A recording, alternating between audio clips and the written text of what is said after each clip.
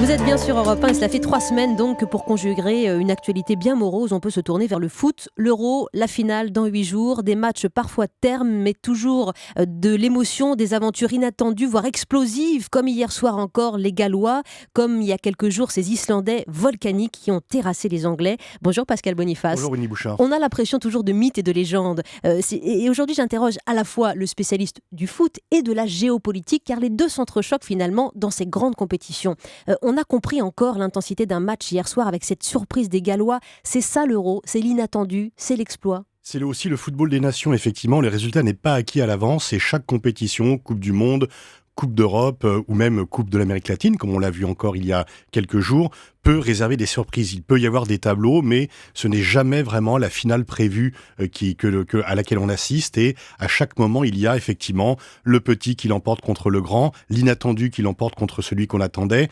Et c'est ça qui crée beaucoup d'émotions, parce que finalement, lorsqu'on va assister à un match de football, on a toujours un petit peu peur, beaucoup d'espoir, mais on ne sait pas à l'avance quel sera le résultat. Et il va en être de même pour nous demain, parce qu'effectivement, comme vous l'avez dit, le match d'hier montre que le favori ne gagne pas toujours. Absolument. Le fait que l'UEFA, Pascal Boniface, ait élargi la compétition pour cette édition, il y a 8 équipes de plus qu'il y a 4 ans, 24 donc équipes au départ cette année, rajoute du piment pour vous ?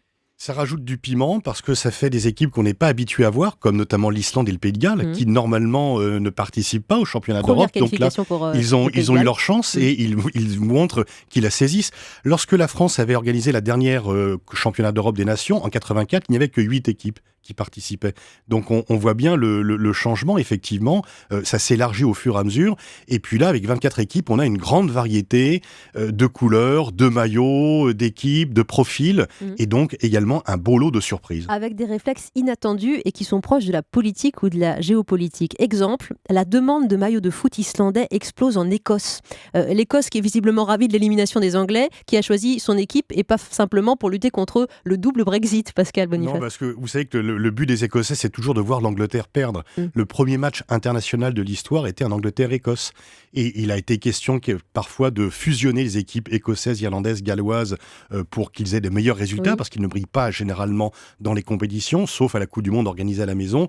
Mais c'est impossible, parce que l'identité de ces 4 équipes est trop forte pour qu'elles puissent fusionner. Alors on a parlé de ces petits poussets de la compétition, mais au final, quand on regarde les statistiques, aux vainqueurs de l'Euro, 3 fois l'Espagne, 3 fois l'Allemagne, 2 fois la France, statistiquement, c'est toujours la grande équipe, la grande nation qui gagne. Oui, sauf que les statistiques ont des exceptions. On pourrait appeler la Grèce en 2004, le Danemark en 92.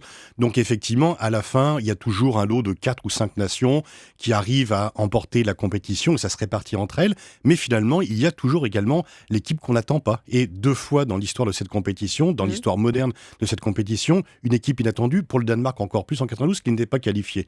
Ils n'ont dû leur place dans la compétition qu'à la suspension, l'exclusion pour des raisons géopolitiques de la Yougoslavie en pleine guerre, et donc arrivés au dernier moment, ils ont remporté à la surprise générale la compétition. Alors il y a l'intensité dans la surprise, l'intensité dans la noirceur, et là on voit bien, Pascal Boniface, que le foot est l'exutoire d'une certaine violence. Combien ils ont payé cher leur défaite, les joueurs anglais, à la une de la presse, la honte, la risée, le jour le plus sombre. C'était pas les commentaires sur le Brexit politique, c'était l'échec à l'Euro. Oui, parce que la presse britannique est toujours très sévère avec son équipe et avec les clubs. Ils les célèbrent lorsqu'ils gagnent, ce qui n'arrive pas très souvent d'ailleurs pour l'équipe nationale, mais ils se déchaînent lorsqu'ils perdent. C'est une sorte d'exutoire, effectivement.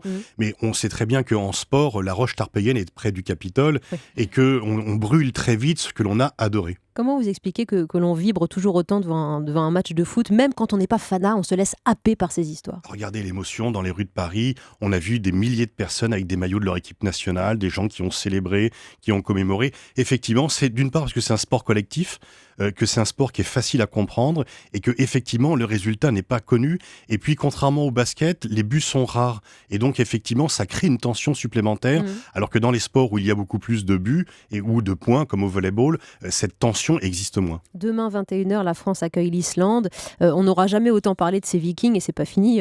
Hervé Chabalier va nous en faire son billet dans un instant. Mais si jamais on perd, est-ce qu'il y aurait pour vous de la sympathie pour cette équipe et ce petit peuple de 300 000 habitants? Oui, je pense effectivement. Enfin, on va conjurer le sort, mais effectivement, il y a quand même une très grande sympathie par le courage, par la singularité, par le comportement des supporters.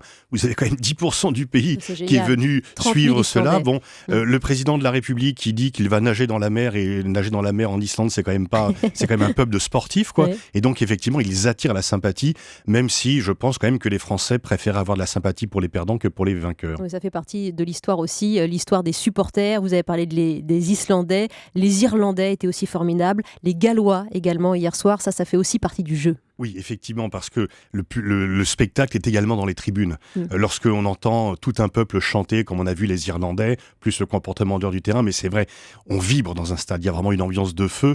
Le parc avec les Irlandais a résonné comme il résonne rarement. Et donc effectivement, il y a bien sûr le spectacle sur la pelouse, mais il y a également le spectacle dans les tribunes. Choc des nations, choc des cultures parfois. Merci Pascal Boniface, vous qui dirigez l'Institut de Relations internationales et stratégiques l'IRIS, mais qui êtes aussi, on l'a compris, spécialiste et fin connaisseur du foot. Merci beaucoup Pascal. À tout de suite avec l'œil d'Hervé Chabalier, inspiré donc